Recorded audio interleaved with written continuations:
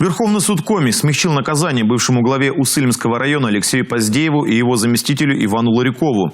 В июне прошлого года в Уссыльме по обвинению в злоупотреблении должностными полномочиями они получили по 2 года условно с 2-летним испытательным сроком каждому. Также их обязали возместить ущерб почти в 4 миллиона рублей. Подсудимые оспорили это решение. Приговор второй инстанции в репортаже Ксении Лосевой. Алексея Поздеева задержали в октябре 2017 года по подозрению в мошенничестве и растрате в особо крупном размере. Весной 2017-го муниципальный контракт по строительству важного социального объекта, на который выделили свыше 150 миллионов рублей, стал выбиваться за установленные сроки.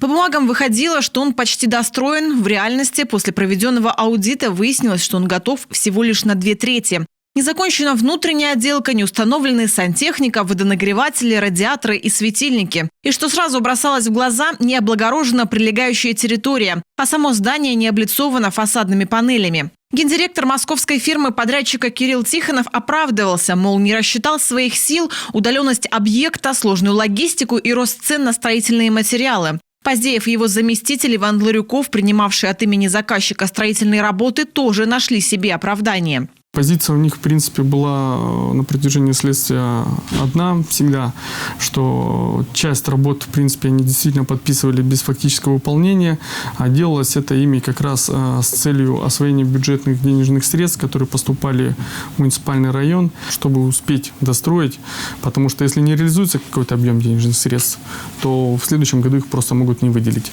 Подрядчик уверял, говорил, я дострою, все делается, вот работы уже почти готовы, подпишите, пожалуйста, сейчас вот все будет, нам надо закупать еще материал, и все будет хорошо.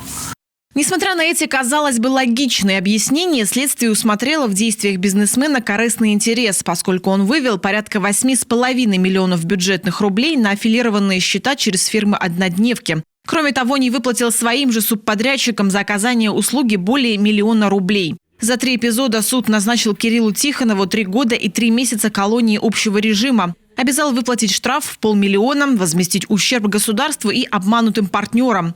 На оглашение приговора он не явился и был объявлен в розыск. Обвинение Поздееву и Ларюкову следствие переквалифицировало с хищения на злоупотребление должностными полномочиями.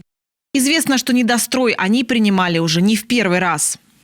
Второй эпизод связан с приемкой работ по муниципальному контракту на ремонт дороги к объекту подъезд к местечку Высокая гора и Малая Объездная.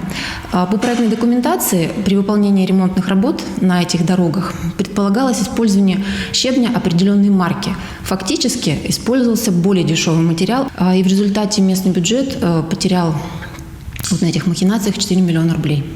Оказалось, дорогу засыпали дешевым щебнем, причем в объеме в 8 раз меньше, чем было указано в смете. С учетом истечения срока давности уголовного преследования Поздеева и Ларюкова освободили от наказания по этому эпизоду.